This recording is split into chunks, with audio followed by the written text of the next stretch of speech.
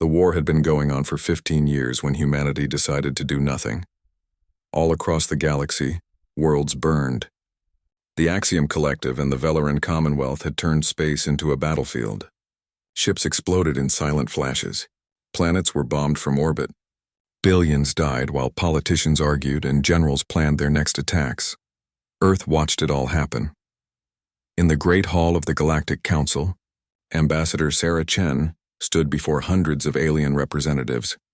Some had scales, some had tentacles, some looked almost human. All of them were angry. "Ambassador Chen," said the Valoran speaker, his four eyes glowing with barely controlled rage, "your people hide behind your borders while the galaxy tears itself apart. This is cowardice." Sarah kept her face calm. She had practiced this moment for weeks. "The United Nations has declared its position clear. We will remain neutral. We will not take sides in this war. Neutral?" An Axiom general slammed his armored fist on his desk. "You sit in your comfortable worlds while others die.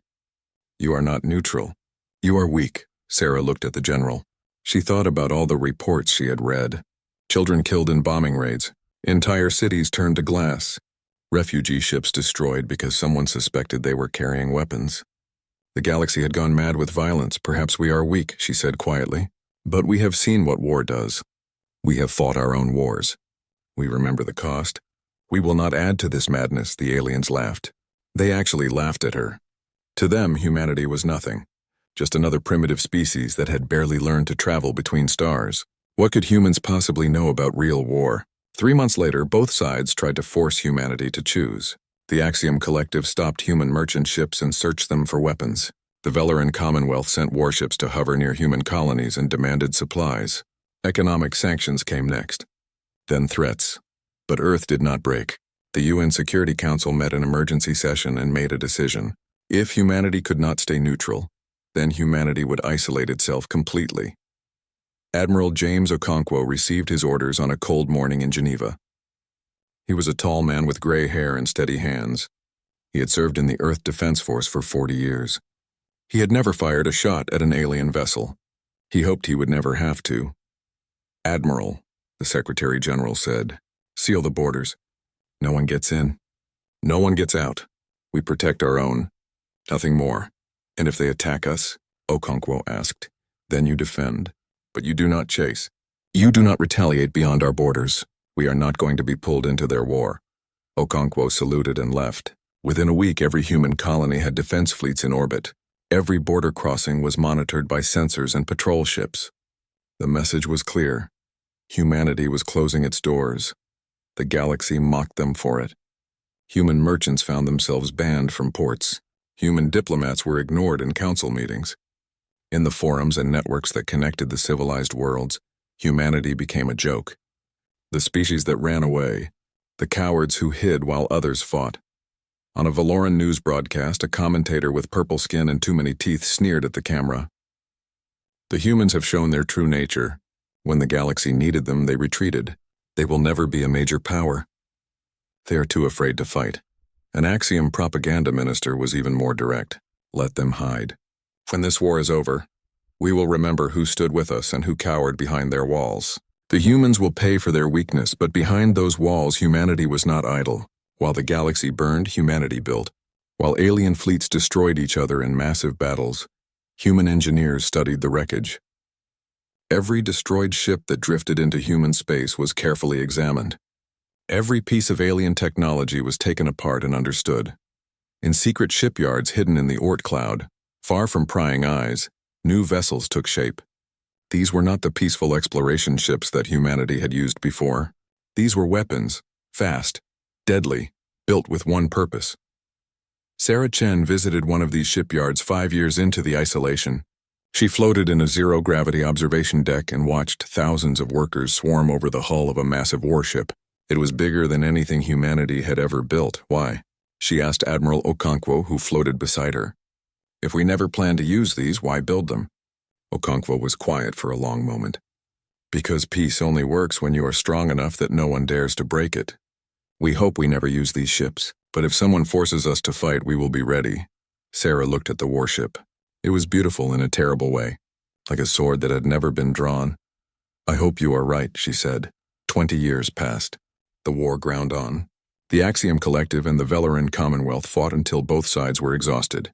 Trillions of credits spent. Millions of lives lost. Hundreds of worlds damaged or destroyed. And still no one was winning. In human space, life went on. Children were born. Cities grew. Trade flourished between human colonies. Behind the sealed borders, humanity prospered while the galaxy bled. But the galaxy had not forgotten about humanity.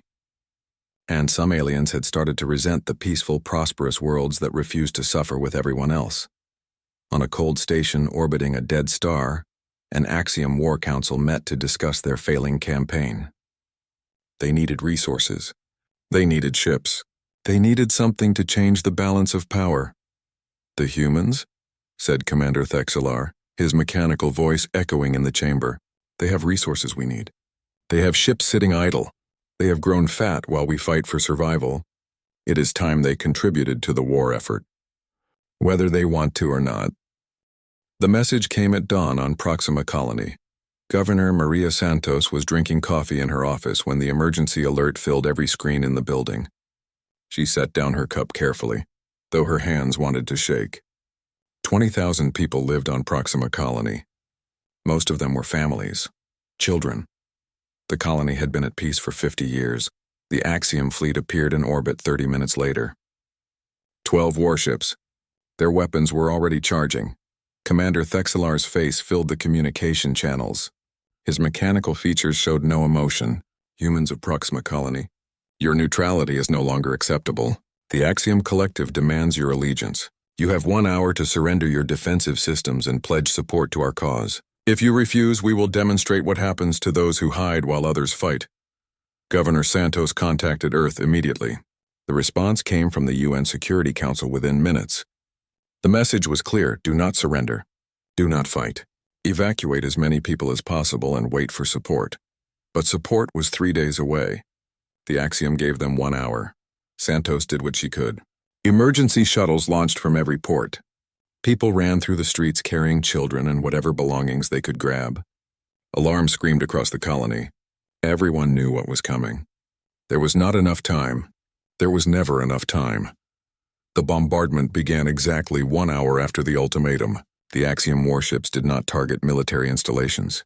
There were barely any military installations to target.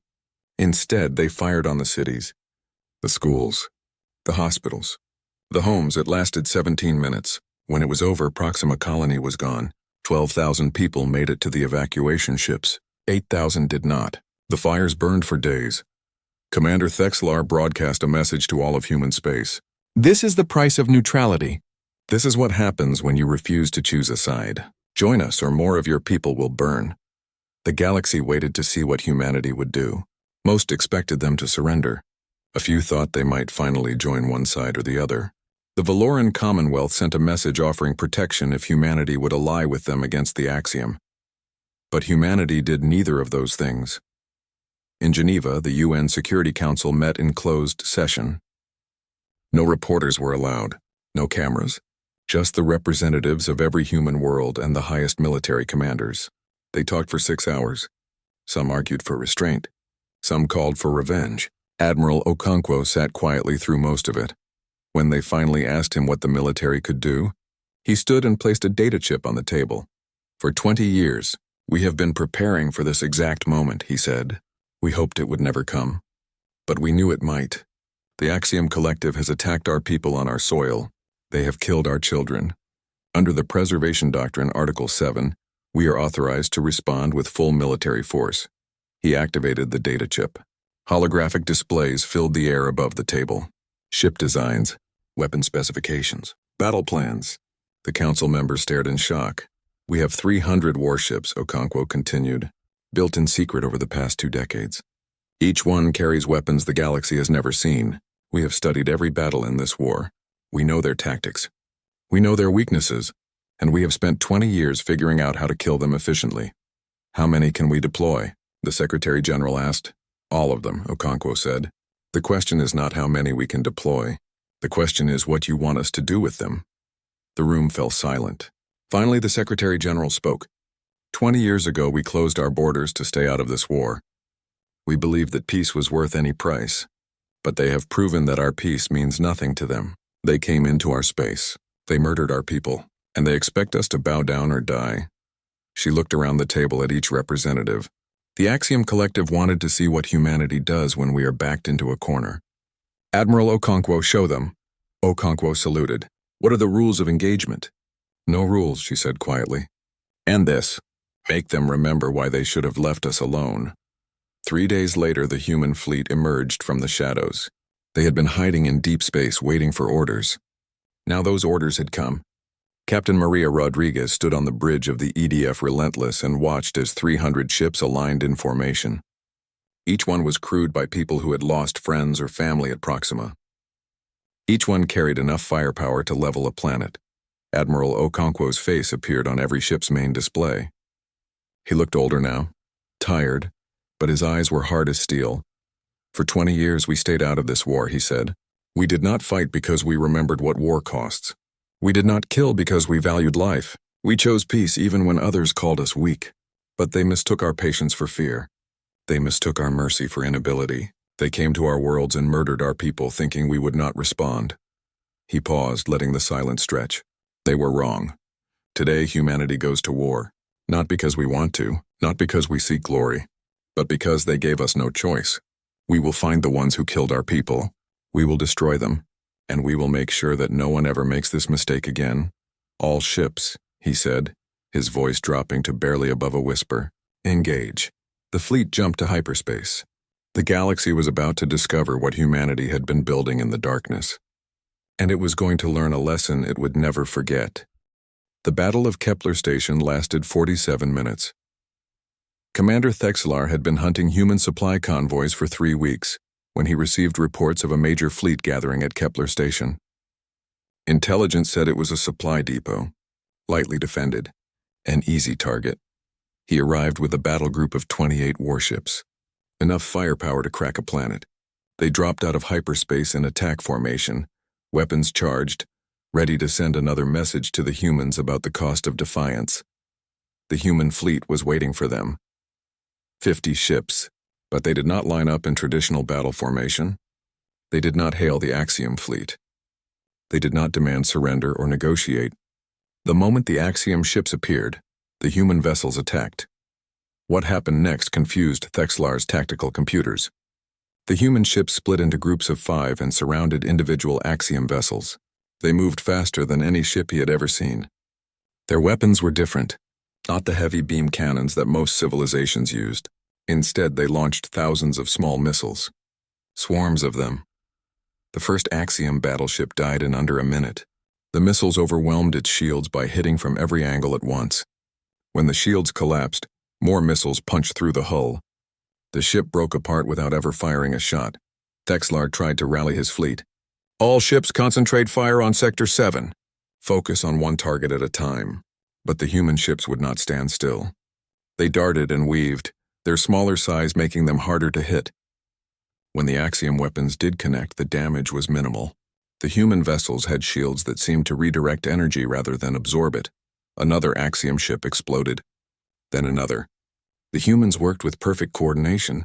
It was like fighting a single organism with 50 bodies. Every ship knew exactly where to be and when to fire. Thexlar's flagship shuddered as missiles slammed into its port side. Alarms screamed. His tactical officer shouted damage reports. Hull breach on decks 5 through 9. Shield generators offline. We need to retreat. All ships fall back to hyperspace. Thexlar ordered, but the humans had predicted this. Small human vessels positioned themselves near every Axiom ship. When the Axiom tried to jump to hyperspace, the human ships released some kind of disruption field. Hyperspace engines failed. Jump drives went dark. The Axiom fleet was trapped. Captain Rodriguez watched from the bridge of the Relentless as the last Axiom ship broke apart. Her crew was silent. They had just destroyed an entire enemy battle group without losing a single vessel.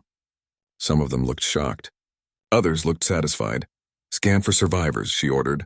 Any escape pods? 17 pods detected, her sensor officer reported. Should we retrieve them? Rodriguez thought about Proxima Colony, about the children who had burned, about Governor Santos who had survived only to watch her world die.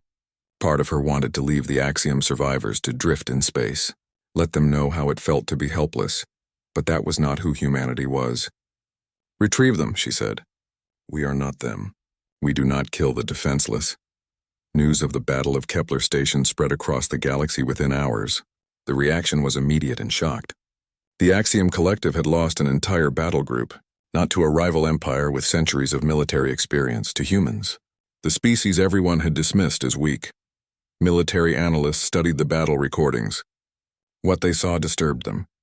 The humans fought with no honor, no formation, no traditional tactics. They swarmed like insects. They used weapons that violated the informal rules of warfare. They attacked relentlessly and gave no quarter. A Velaran admiral gave an interview to a major news network. "The humans do not fight like civilized beings. They have no respect for military tradition. They fight to kill as efficiently as possible. It is savage, but savage or not, it worked." 3 more engagements followed in the next month. Each time, human fleets appeared out of nowhere, destroyed their targets, and vanished before reinforcements could arrive. They hit supply convoys, command stations, shipyards, always with overwhelming force, always with perfect timing. The Axiom Collective tried to adapt. They increased patrol sizes. They changed their communication protocols. They fortified their positions. Nothing worked. The humans seemed to know where every Axiom ship was at all times. What the Axiom did not know was that humanity had been listening. For 20 years, human intelligence services had monitored every transmission in the war zone. They had cracked every code, mapped every supply route, identified every commander. By the time humanity entered the war, they knew more about both sides than either side knew about themselves. The Valoran Commonwealth watched humanity's war with growing concern. They had hoped the humans might be potential allies, but the humans ignored all diplomatic overtures. When a Velaran ambassador tried to arrange a meeting, the response was cold. Sarah Chen, now a senior advisor to the UN Security Council, delivered the message personally. "You stood by while they killed our people. You did nothing. You do not get to be our friends now that we are useful to you." The ambassador, a dignified being with silver skin, looked hurt. "We could not intervene. The political situation was complicated. Surely you understand." "I understand perfectly," Sarah said. "You were willing to let us burn as long as it did not affect you. Now you are worried because we have proven we can defend ourselves. You want to use us against the Axiom. That is not true." The ambassador protested. "Then prove it," Sarah said. "Stay out of our way. We are not here to save you. We are here to end this war. And when we are done, both you and the Axiom will remember that humanity does not forgive easily." 6 months after Kepler Station, humanity made its intentions clear. Admiral Okonkwo broadcast a message on all frequencies. Every ship in the galaxy could hear it. Every station. Every world. This war has gone on long enough. For 20 years, the galaxy has burned while empires fought over pride and territory. Billions have died. Trillions have suffered. And for what? Neither side can win. Neither side will surrender. So the killing continues. Humanity is not interested in conquest. We do not want your territory. We do not want your resources. We want one thing, peace. But since you cannot make peace on your own, we will make it for you. Starting now, any military vessel that fires its weapons will be destroyed. Any world that launches attacks will face retaliation. Any leader who orders violence will be held accountable. We are not asking for your cooperation. We are not negotiating. This war is over. Not because you want it to be, because we are making it be. The Axiom Collective did not believe humanity was serious. 2 days after Admiral Okonkwo's broadcast, an Axiom strike force attacked a Valoran supply depot. It was a standard military operation, the kind that had happened thousands of times during the war. The Axiom commander did not even think about the human warning. The human response came within an hour. 3 human warships appeared in the system. They did not contact the Axiom fleet. They did not issue warnings. They simply attacked. The entire strike force was destroyed in 20 minutes. Every ship, every crew member who refused to abandon vessel, gone. The message was clear. Humanity meant what it said. Over the next 6 months, humanity systematically dismantled the military capability of both empires. They did not invade worlds. They did not occupy territory. Instead, they hunted warships. They destroyed weapons factories. They eliminated the ability of either side to continue fighting. It was surgical, brutal, efficient. Human fleets appeared wherever fighting broke out and destroyed both sides with equal force. It did not matter who started the engagement. It did not matter who was winning. If weapons were fired, humanity ended it.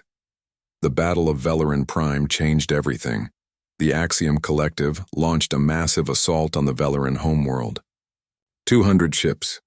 Enough firepower to break through any defense. The plan was simple. Destroy Velarin Prime and force the Commonwealth to surrender. End the war with one decisive strike. The Velarin Defense Fleet met them in orbit. 150 ships, veterans who had fought for 2 decades. They knew this would be their last battle. They would defend their homeworld or die trying. The battle had raged for 3 hours when the human fleet arrived. 70 ships. They dropped out of hyperspace directly between the two fleets. Admiral Okonkwo's voice cut through every communication channel. All vessels cease fire immediately. Power down weapons and withdraw. You have 60 seconds to comply. The Axiom commander laughed. Humans, you think you can stop this? We are 200 ships. You are 70. Move aside or be destroyed with the Valorans. 55 seconds, Okonkwo said calmly. The Valoran commander was more cautious. Admiral Okonkwo, we are defending our homeworld. Surely you understand we cannot simply surrender while the enemy is at our gates. 30 seconds, Okonkwo replied. Neither side powered down their weapons. They had fought too long, sacrificed too much. Neither was willing to back down now. Time's up, Okonkwo said. Captain Rodriguez, engage all targets. Show them we are serious. What happened next became known as the miracle of Velarin Prime. The human fleet did not attack one side or the other. They attacked both. Every ship that had its weapons charged found itself targeted by human missiles. The swarm attacks were devastating. Ships on both sides exploded in brilliant flashes, but the humans were careful. They targeted weapon systems first, shield generators, engine cores. They disabled rather than destroyed when possible. When a ship powered down its weapons and retreated, the human attack stopped. When a ship kept fighting, it was eliminated. The choice was simple: stop fighting or die. One by one, ships from both fleets powered down. They had no choice. The humans were too fast, too coordinated, too ruthless. Within 40 minutes, every vessel that had not retreated was drifting wreckage. Velarin Prime was saved, not by the Commonwealth, not by the Axiom withdrawing, but by humanity forcing both sides to stop. The galaxy watched in stunned silence. Humanity had just defeated the combined might of both empires. They had saved the Valoran homeworld by attacking the defenders as viciously as the attackers. It made no sense by traditional military logic, but it worked. Admiral Okonkwo made another broadcast. This one was broadcast on every screen, every device, every communication system in known space. His face appeared before billions of beings across hundreds of worlds. 22 years ago, this war began. Since then, billions have died, trillions have suffered. Entire civilizations have been damaged beyond repair. And why? Because neither side would admit they could not win. Because pride mattered more than lives. Today, humanity declares this war over, not because we ask you to stop, not because we negotiate with you, because we are forcing you to stop, both of you.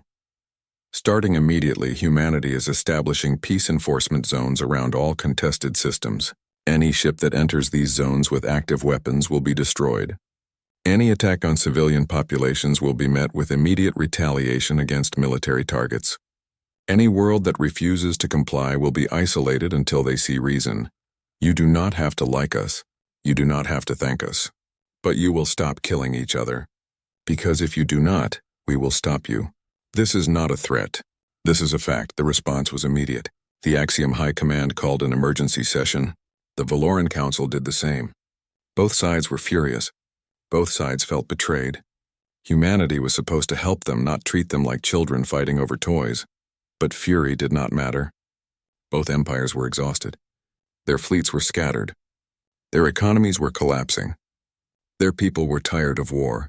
And now humanity had proven they could enforce peace at gunpoint. Sarah Chen worked behind the scenes to coordinate the next phase. While the military enforced the ceasefire, she reached out to civilians on both sides. Human ships began evacuating refugees from war zones. Medical supplies flowed to devastated worlds. Food, medicine, basic necessities. Humanity had spent 20 years watching the war. They knew which worlds needed help most. They knew where the refugees were hiding, and they had the resources to actually do something about it. The galaxy began to realize that humanity was not interested in conquest or revenge. They genuinely wanted the war to end, and they had the power to make it happen. The Treaty of Terra was signed. Aboard the EDF Relentless 1 year after humanity had entered the war, representatives from both the Axiom Collective and the Valoran Commonwealth stood in the same room for the first time in 2 decades without weapons drawn. They did not look at each other. They barely acknowledged each other's presence. But they were there, because humanity had given them no choice. Admiral Okonkwo stood at the head of the conference table. He looked tired. The past year had aged him 10 years, but his voice was steady as he laid out the terms. "These are not negotiations," he said bluntly. "These are the terms of peace. You can sign them, or you can continue to have your military forces destroyed every time you try to fight. The choice is yours." The terms were harsh. Both empires would reduce their military fleets by 75%. All weapons of mass destruction would be dismantled under human supervision. War crimes tribunals would be held for leaders who had ordered attacks on civilian populations.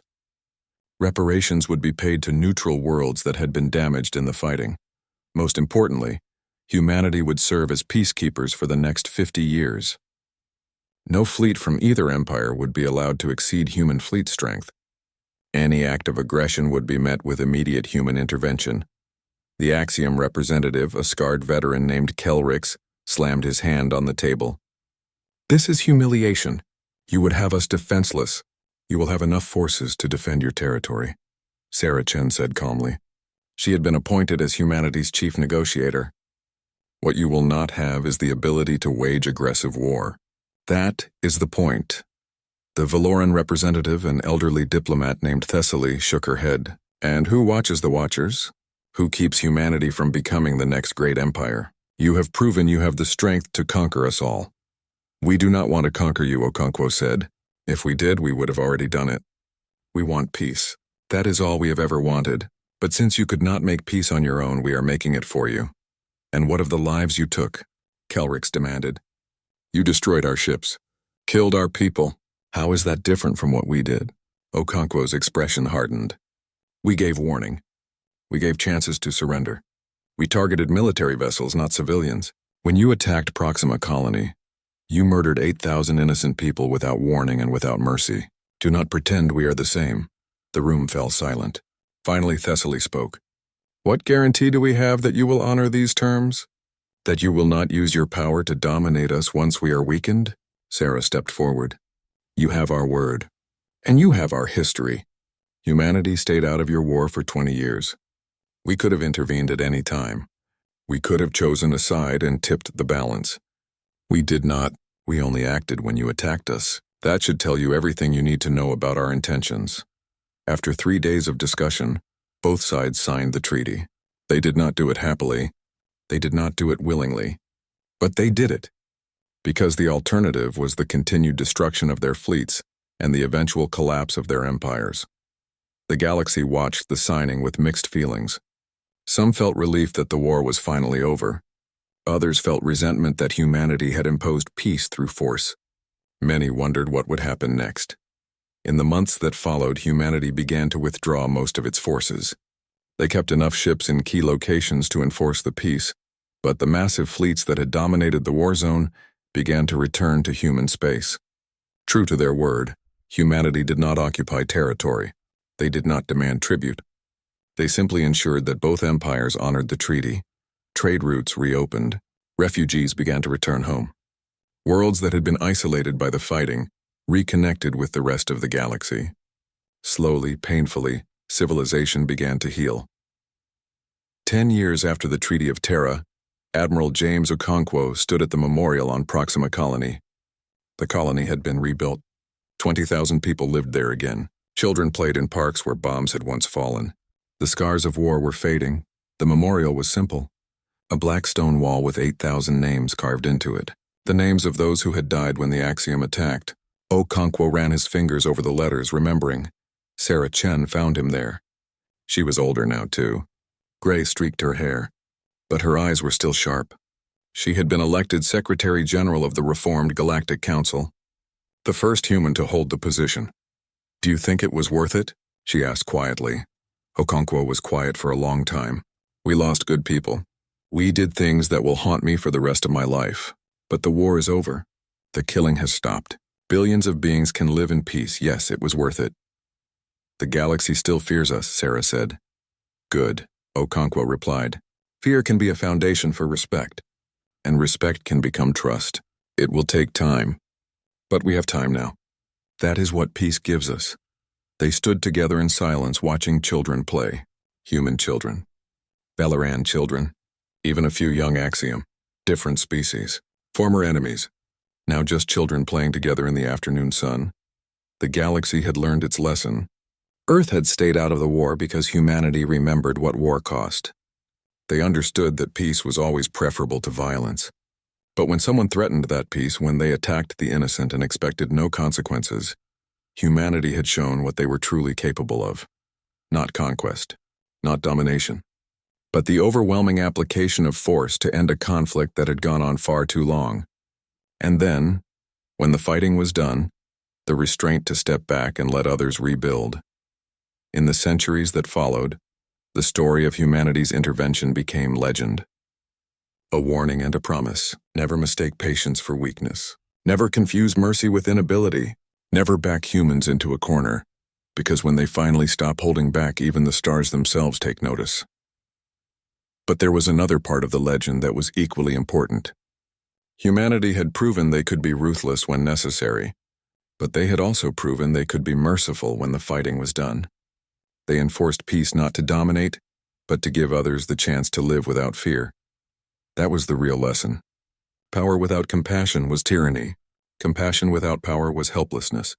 Humanity had found the balance between the two. And in doing so, they had changed the galaxy forever. Sarah Chen left the memorial and returned to her office at the Galactic Council. She had work to do. Trade agreements to negotiate. Disputes to mediate. The ordinary business of governing a galaxy at peace. It was not glorious work. There were no battles to win, no enemies to defeat, just the slow, patient effort of building something better than what had come before. And that, Sarah thought as she looked out at the stars, was exactly what humanity had always been best at. Not war, but the hard work of making peace last.